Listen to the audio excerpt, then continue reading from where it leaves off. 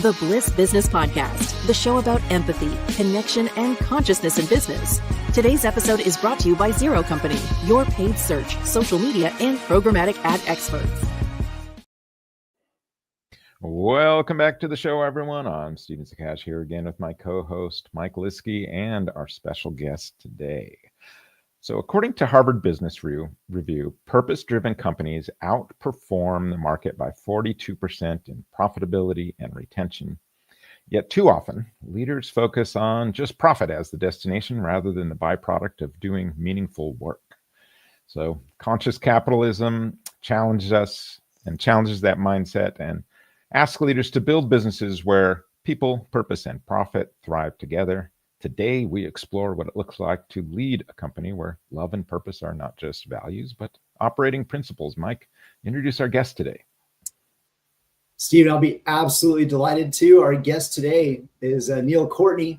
He is the CEO of Cookie Cutters, which is one of the fastest growing family-friendly franchise brands. And it's not a bakery. It's got nothing to do with cupcakes, although maybe you'll find a cookie or a cupcake there. But it's one of the premier children's hair salons. Now, Neal, with his career spanning consumer products, franchising, as well as purpose-based leadership, he's been able to really build businesses through his career where really people come first and profits follow, as we love to discuss here on the show and beat the drum on that. So he's as well known for transforming Cookie Cutters into a brand that brings joy to families while empowering franchisees to build meaningful community-based businesses. So Neal, we are so excited for the show that we have before us today. Welcome to our show. Yeah, thanks so much for having me. When I got this invite, I was overly excited because I think the mantra of the show really fits me as an individual and what we try to accomplish as an organization. I kind of came from, the late 90s through business school where it was all about maximizing shareholder value, MBA 101. And I worked for a couple of public companies, and it was next quarter, with very little conversation about the other stakeholders. And I love this concept of conscious capitalism. I think it correlates extremely well with responsible franchising. And what we do is at Cookie Cutters, and Mike, you said it extremely well, we're not just about a haircut. Our purpose is to provide joy, joy to the child, joy to the parent, which comes and is projected through the child. And one of the biggest things is the contribution that we potentially have with that client, with that child as they progress, when they look in the mirror after a haircut and they feel good about themselves and they might get a compliment as they walk out. That's something that sticks. And with that, it's a flywheel that then comes back to the franchisee. And that positive feedback gives them purpose. So we've got to be well rooted in the community. And our business is about acquisition, retention, and frequency. And that doesn't exist without being conscious and being aware and having purpose. And everything we do, whether it be from a franchisee perspective, a customer perspective, or our client, who is the child, everything revolves around that sense of responsibility. And we know that by doing that, the profit will come. And if you do things the right way, with the right vision and the right why and the right purpose, then that retention portion will just perpetuate, which will then increase frequency. And then all your stakeholders, including our customers, become your biggest advocate. So I'm super excited to be here. I'm super excited to kind of share my thoughts and hopefully have some impact outside of just what we do. Amen. Yeah, I love that. it. Yes. I've said a lot of those words in some form or another over the past couple of years doing this show, just because, it's just right on the money. I want to dive in a little to, so how, we talked about these kind of principles of conscious capitalism, and you kind of mentioned like all the stakeholders, versus when you're in business school and, you got the one shareholder value that, that's not very motivating. It's not going to get you up out of bed. But bringing joy to children, how does the kind of principles of conscious capitalism and bringing joy to children, how does that, like on a day-to-day, basis, how do you operationalize that? Well, I think first and foremost, we're providing a service that is supposed to make the life easier for a parent. What we used to coin as stress-free for parents and fun for kids. And I think the conscious component of that is maximizing that experience so that we're exceeding that expectation and making the life easier and providing a service that was once very, and I think if you look back at when I was younger and probably you guys too, getting a haircut was somewhat like going to the dentist. It could create trauma. And I think we can all also resonate to the time our mom gave us the bad haircut, whether it was the straight across or the bowl around your head. Yeah, I had the bowl, and I know my mom's listening. She might be listening live, but it was brutal. It was just she'd put like tape across and trying to keep a line. Thanks, Mom. That was I appreciate your thanks. And then it's a self-esteem thing. But I think one of the things that the glue that really brings it all together is just this shared profit through just shared purpose. And that starts with me as the leader of Cookie Cutters, making sure that I'm communicating and sharing with our franchisees and coaching, and then the culture is created from a top-down point of view. It's funny, timing is perfect. We had our franchise convention a couple weeks ago, and we got everyone together, which is a great opportunity just for community. And one of our franchisees stood up and actually mentioned the power of our culture, which I think mostly was created through the pandemic, which we can talk about in a little bit. But one thing that he said that really resonated with me was you have a choice. You can either define the culture and live by that culture, or the culture will create itself, and then you have to live with that culture. And it's so true. And I think we all have experiences where we've been in toxic environments where the culture just wasn't defined and it was allowed to spin out of control. So culture has been so important with us to bind our franchisees together, all working within that shared principle, that shared idea of if we execute with the customer in mind and providing that great experience, then the results will come, and we'll see the growth, and we'll see the repeat, and we'll see the building within our community. Yeah, and I love that you're talking about that experience. We know from the marketing standpoint that if you can build that emotional connection, this is where you get that lifetime value. And like you mentioned, this is where you get those where your customers become your best marketers, right? And so really focusing in on that and probably auditing everything you're doing by the joy that you bring is really what brings your ROI at the end of the day. It is. It absolutely is. And it's the package, whether it's the balloon at the end of the experience or the extra care that I've seen our stylists give a child with special needs, or that might need extra attention, or just might be absolutely freaked out and scared. And the communication with the parent. Those are impactful things. And those are the things that create the chatter and the reputation. And regardless of the marketing material, we are judged by the service which we provide and the experience that is essentially what we are selling. Haircut is a byproduct, and hair continues to grow.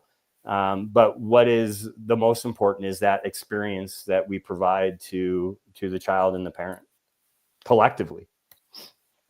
So Neal, maybe let's get into some details about the service, because there are a number out there, business leaders that may feel like this empathy and fun, and those are just nice to haves, or not really competitive advantages, as we sort of discuss and as you've mentioned here on the show.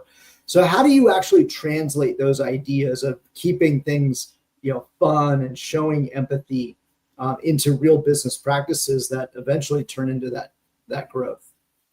Well, I think it's inclusive. I think it has to be included in everything that we do. So I think it's a level of consistency. So the meetings that I have with my team, the meetings that they then have with franchisees, the meetings I have with franchisees, the coaching we provide, which then creates the culture within the salons.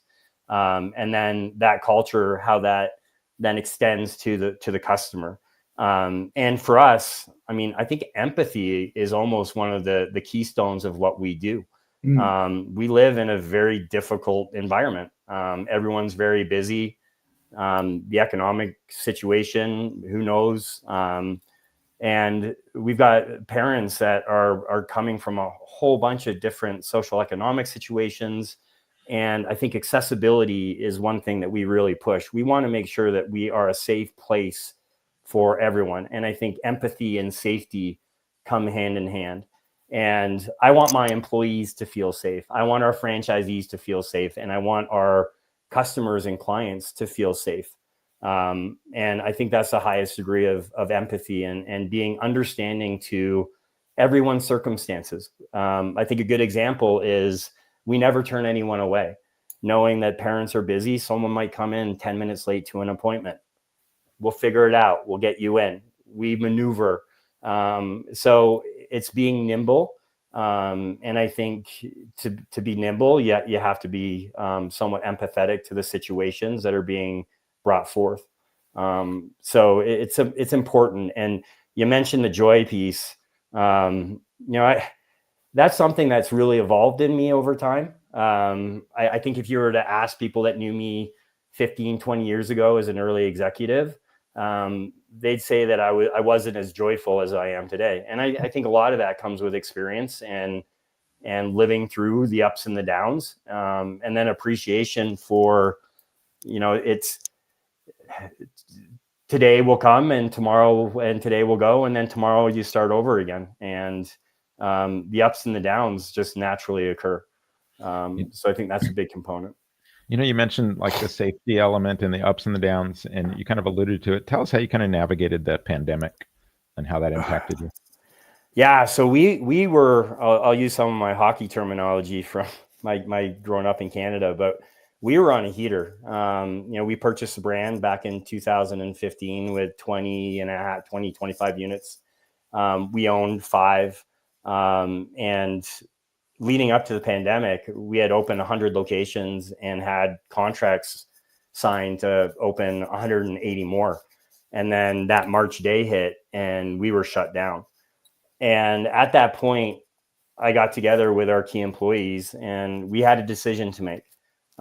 We could either furlough and let people go and just ride it out, or we could buckle down and pivot and change the way we were operating on a day-to-day basis. So we went from very much external growth mode to holy mackerel. We've got 80% of our system that have only been franchisees for 2.5 years that we're just getting to the point of seeing good profits. And now all of a sudden we have this pandemic. So we went from just normal course in franchising to shutting down development almost instantaneously and changing what we do. So we went to daily town halls. I went from being a CEO looking at future vision to working with franchisees on PPP loans and making sure we were staying up to date with all the laws and requirements, and working with landlords to make sure that we were getting the abatements. And our objective was to try to get through COVID without losing any stores. And unfortunately, we lost 2, but I think we fared better than most. And we came out of that pandemic. And although I had to shut down development, and I kept it shut down until I felt like the system was stable and had a strong foundation, we came out, I think, as a much stronger unit, one that I would consider a family. And I got emotional about it last week at convention, or 2 weeks ago at convention.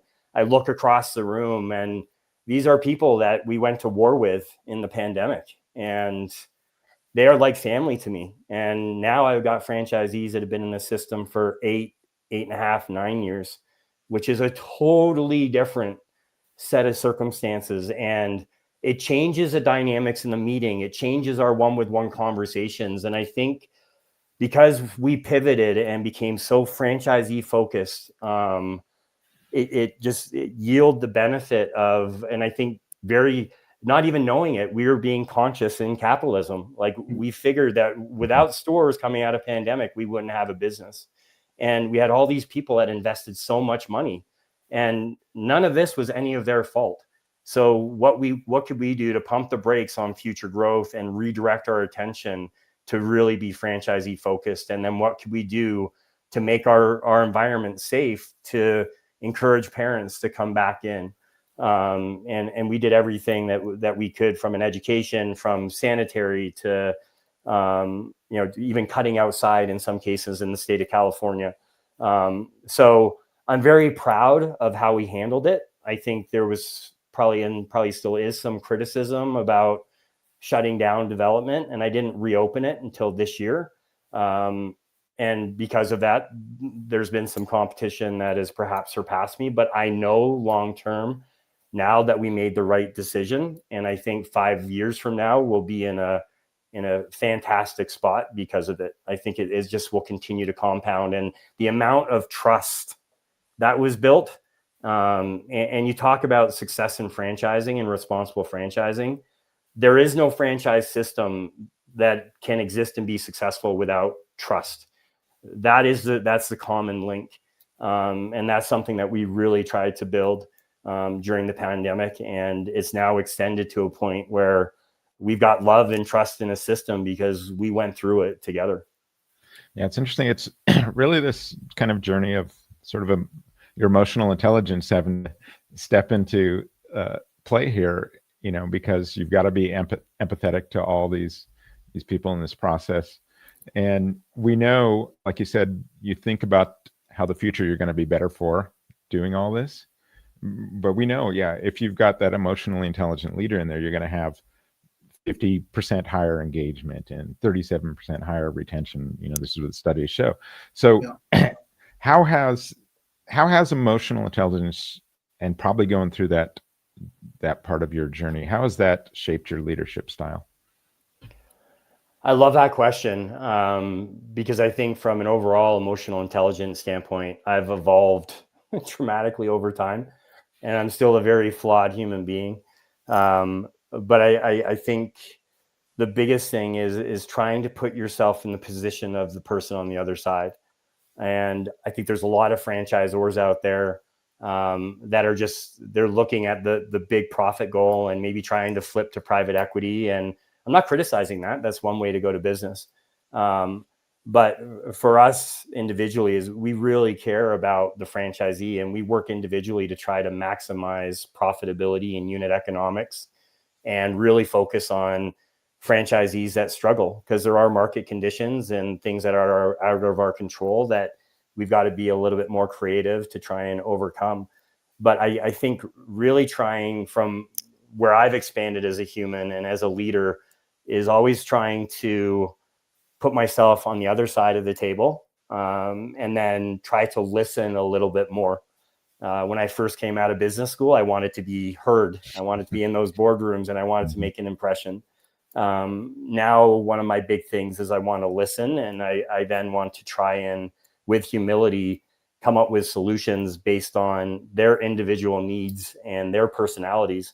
And that's the other thing that you realize with franchising, is everyone comes from a different background, and there isn't one size fits all ever. You can have people with similar backgrounds that just have different personalities, whether it be extroverted, introverted. They want to please, they like feedback.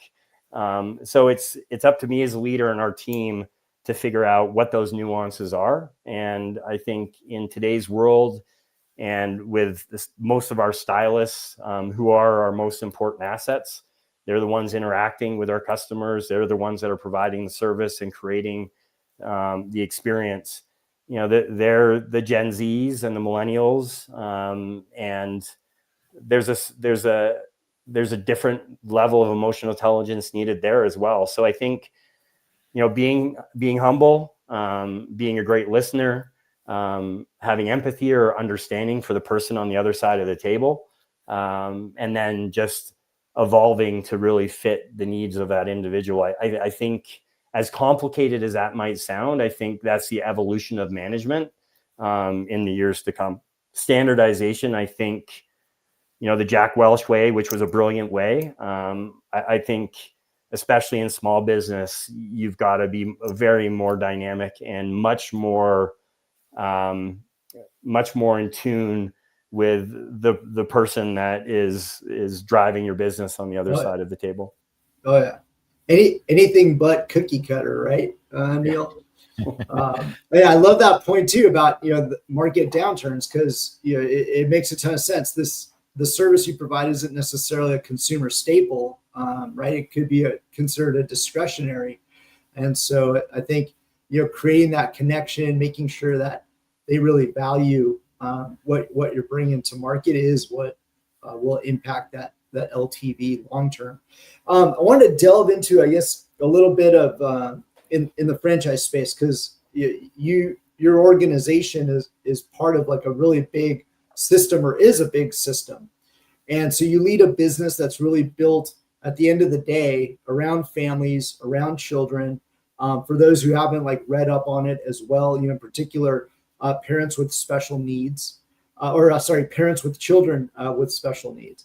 So I'm really curious to kind of delve into how do you keep that sense of heart alive as the company scales, all the way down to the franchisee level, all the way down to the employee level? Yeah, I think that's a great question, and I think it's one that we also covered a few weeks ago at our convention. It starts with the client first, and I've got some amazing examples of franchisees that go above and beyond, especially with those with special needs. I have one franchisee in particular that shared a story where since the pandemic, this one child comes in, and they're about 14 now, and there's a specific routine. So there's a Wednesday of every month that this child will come in with their parent, and they will let the salon know that they've arrived. The stylist has built a rapport with that child. The stylist will walk outside. She'll take her apron off. She'll walk outside. She will welcome that child. She has built a relationship with that child. She'll walk that child in. And for that 30 minutes that she's engaged, that child has become comfortable. And this is a child that has autism. And there is a routine that is set. In other cases, we have salons that will open earlier or later. We have some salons that recently have built sensory rooms for those. So it's catering to the community, but it starts with the client first. And being consistent in the delivery, and how important that theory of accessibility. We want to be the brand that is accessible to all. And that's not just price point. It's a value proposition, and that's different for every customer. And for children in particular, they all have different needs, and it's not an easy job cutting a kid's hair. They're a moving target. They've got tons of energy. They might be focused on a game and don't want to even be touched. So short attention spans. Yeah, it's a lot of our franchisees creating the culture in the store, and us making sure that there's consistency in the messaging. And we're very lucky to have people that have been around for a long time. Alexis has been running a store for 20 years. Christy, who has been with Cookie Cutters for 30 years and has seen everything. They run the operations side of the business. And they're the ones that are interacting day to day with the franchisees and coaching them. And then the franchisees themselves talk to one another. We had a whole breakout session, where franchisees were sharing with franchisees best practices, How do you deal with this? How do you deal with that? And that's probably more impactful than direction coming from me as the CEO. So there's an inclusivity across the board.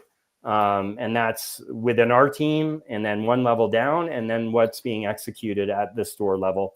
But those little things that our franchisees do for the people in their community, and it's done on different levels, has such a big impact. And you mentioned it just a minute ago, that retention and frequency component, and the loyalty is, those people become our biggest advocates.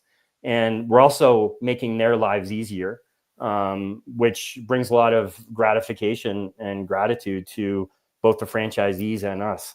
Listen, last year we did a 1.5 million haircuts across cookie cutters. We've recently acquired another brand, which, we're going to approach close to 2 million haircuts in a year. We can have a huge impact, and we're growing, and the market is still underserved. So it's, again, that mantra of doing the right thing and putting the client first. And if it means doing a little bit extra, fantastic. Yeah. And so it really does come to bear, right? That customer first, people, first type of thinking is really what organizations need today to lead with more humanity and more humility, and really be able to thrive. And I think the younger generations as well are looking for that authenticity in the brands that they work with. So Neal, let's dive into the first pillar of conscious capitalism. Of course, for those maybe not familiar with the idea or the movement of conscious capitalism, there's 4 pillars: purpose, a conscious culture, a conscious leader, and then as well the various stakeholders, which isn't just shareholders and the owner and the employees, but even includes partners, vendors, and certainly the customer. So we love to talk about this particular topic of purpose a lot on this show. We ask all of our guests, what do you see as the importance of purpose in business? And then maybe if you can delve into how you've been able to transfer that purpose throughout your franchise organization.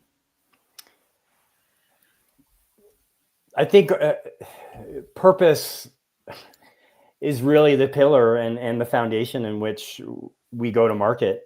Our purpose primarily is joy.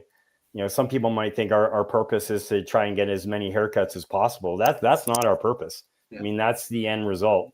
Our purpose is joy, and it's from the customer and client experience, like we've talked about. And it's a unique thing, removing that trauma and making something enjoyable, but also joy for our franchisees, where they feel like they're doing something that is impacting the lives of children. The building of self-esteem for me right now is huge. The impact that social media has had, if we can have a little bit of an impact on, making a kid feel a little bit better in a very complicated and competitive world, I think we're adding a ton of value, and that comes back to the joy component. So, our main purpose is to make sure that our environment, that our experience, that our service, that everything that we do falls in that joy category. And if we deliver on that, then, our acquisition efforts will pay dividends. The long-term value will be there through retention. And our frequency will increase because people see the value in it, and it provides an escape and a service to a need and an experience that otherwise could be very traumatic, and historically has been. So I think that's our main differentiator is our focus is not on what everyone else is doing around us. Of course, as the leader, I have to put strategic vision, but we control what we control. And the number one thing is how we treat our customers and make sure that joy is the foundation of that. Yeah, and it sounds like you've built everything around that, right? So well done. And I think for a big system, you've got a really great, core there leading the organization. What advice would you give for our listeners out there? Maybe they aren't obviously in dealing with children and don't have to deal with, trying to have fun with children, but just trying to have fun in general at work, no matter what they're doing. What kind of advice would you give? I have personal experience. I'm a high sensitive. I take a lot of things personally. I work hard to try not to do that. But one of the things that I try to do on a daily basis is, just balancing through the idea of this too will pass, whether it's a high or a low, which, I'm not going to sit here and say every day is perfect, because it's not. We deal with challenges every day. We do deal with customers that might feel like they didn't receive the service that they were expecting. So challenges are things that are going to occur and we can't control. I think what we can control is how we react to those things, how we make it part of our story and our learning going forward and our progression as leaders. In franchising, and especially with emerging brands, days can get really hard and monotonous and long. And sometimes you feel like you're not winning, and winning is fun, right? And anytime you get that idea that you're not winning, it's easy to beat yourself up and that dreaded shame loop and start paddling in that shame puddle. So the advice I would give is, take a breath and keep the bigger picture in mind, and look at what you're doing, and are you impacting those around you in a positive way? I think my management style has evolved over time. I think I've had managers that have showed me how not to manage people. I've also had managers that have been tremendous mentors. And, the advice I would give to everyone is extrapolate the best parts, and try to apply those. And if it means changing things, don't be afraid to change. But this too will pass, whether it's good or bad. But attitude matters. And, I'm a big athlete. You can't win them all. And that is such a true story. But you got to pick yourself up, and you got to try and get to the winning record and win a championship and build. You do that through building a pipeline and creating the right culture. And we all know that that's the recipe for success. And there's examples in business and sports and in so many different verticals, that just that positive mindset, which can get away from us, is so important. So Neal, we want to turn to the audience here. I know we're broadcasting this live. And so one of our listeners on LinkedIn says, what advice would you give to leaders who want to bring more consciousness and compassion into the company culture? First, you got to listen. A lot of times we think we know, but we don't really know. So picking up the phone, whether it's any stakeholder, if they're not expecting a call and they receive a call and it's from an authentic place of you wanting to understand more, knowledge is power. So the first and I think the biggest thing is open your ears and listening to the things that are going on around you, and then making decisions based on that feedback. That's powerful. We can get so caught up in our own assumptions and wanting to move fast, when if we just pump the brakes a little bit and take some time to really understand what's truly happening out in the field, out on the front lines, and even within your own teams, a lot of information and important information can be gleaned that can help change your direction, maybe change some tactics, and maybe even some of your KPIs. So I think listening is the number one thing. That's the biggest advice to change your culture. 2 ears, one mouth. Yeah, that's right. So Neal, one question we always ask all of our guests on this show is some form of this is, what role does love play in business? Oh, man.